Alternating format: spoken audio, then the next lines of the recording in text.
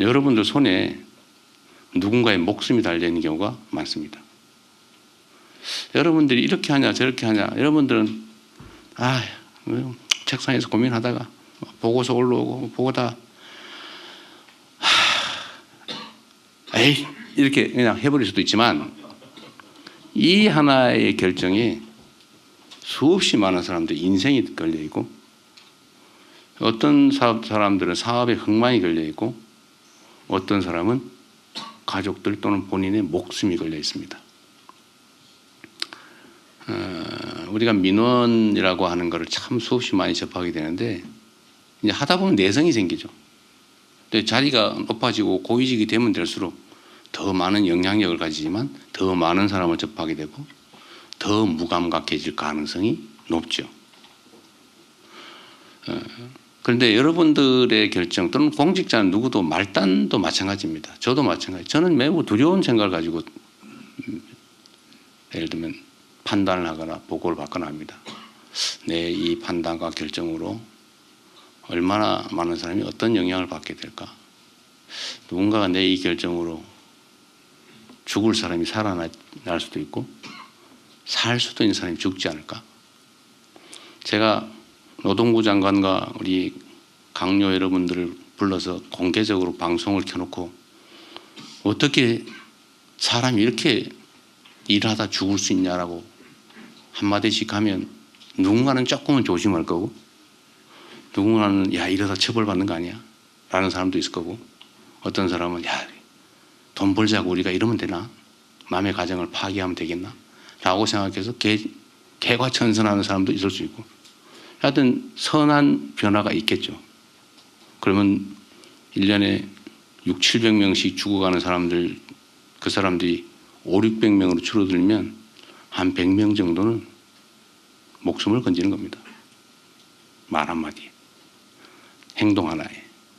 이거보다 훨씬 더 큰 것도 많죠. 예를 들면 한미 통상 협상. 제가 머리 빠진 이빨이 흔들려가지고 사실 내가 말을 안 해서 그렇지. 가만히 있으니까 진짜 가만히 있는 가만히인 줄 알고 말이에요. 말을 하면 악영향을 주니까 말을 안 한 거예요. 그러나 말 안 하는 와중에 오리가 물살에 떠내려가지 않기 위해서 우아한 자태로 있지만 물 밑에서는 얼마나 생 난립니까? 우리 가까이 있는 참모분들은 알지요. 우리가 얼마나 노심초사하면서 정말 어떤 행동을 하고 있는지. 하여튼 그것도 좁게 보면 우리 기업들의 해외 시장에 관한 얘기이기도 하지만 사실은 대한민국 국민들의 부담일 수도 있고요. 어쨌든 그 결정 하나하나가 엄청난 영향을 미친다. 저는 지금 이 상황, 대한민국이 저는 흥망의 기로에 서 있지 않나 하는 생각을 할 때가 가끔씩 있습니다.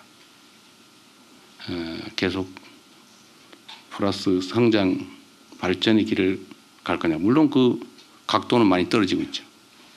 아니면 아예 퇴행, 그 길을 갈 거냐. 이 그래프가 상향할지 하향으로 전환해버릴지 저는 그 분기점에 있다는 생각이 듭니다. 여러분도 매우 그 중요한 변곡점에 저와 함께 서 계신 거죠.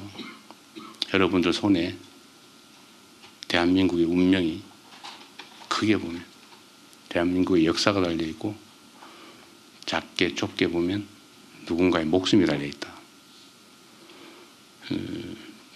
저는 극단적인 선택을 결심해 본 적도 있어서 그 사람들의 입장이나 이런 걸 조금은 이해해요.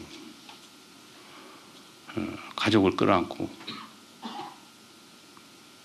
죽어가는 그 결정을 하는 그 사람들 마음이 어떻겠습니까? 지금 이 순간 그런 사람 많죠.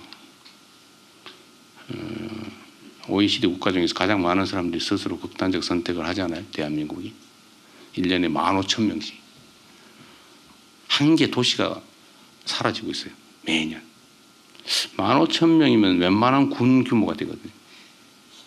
1년에 작은 군 규모 하나씩 사라지고 있습니다.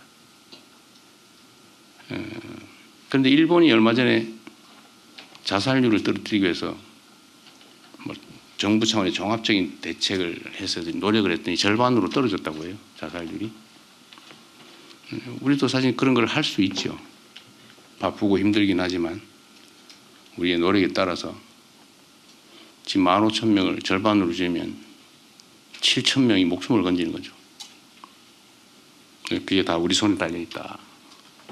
그런 생각이 듭니다. 그래서 여러분들은, 우리 공직자는 저는 작은 신의 역할을 하는 사람들이라고 생각해요. 신이 뭡니까? 사람이 못하는 신의 유일한 능력은, 저는 제일 큰 능력은 생명을 창조하고 거둔다는 거 아닌가요? 그 여러분들 하기에 따라서 누군가가 죽을 수도, 죽을 사람이 살 수도 있습니다. 그러니까 여러분은 신의 능력을 손에 쥔 위대한 존재들인 거죠. 부담 좀 오십니까? 그런 부담도 좀 가지고, 또 한편으로 좋은 쪽으로 생각하면 우리가 그렇게 보람 있는 일을 할 수 있는 거죠. 우리 손에 쥐어진 소위 권한, 권력. 이거 뻔한 얘기인데, 우리 행정고시, 되게 행정고시 하신 분들일 텐데, 행정고시 시험을 보려면 법학, 개론 이런 것도 공부를 해야 되는데, 거기에 그런 거 나오죠.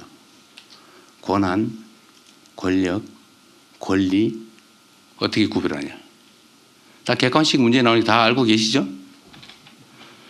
세 개 다 힘이에요. 힘, 권.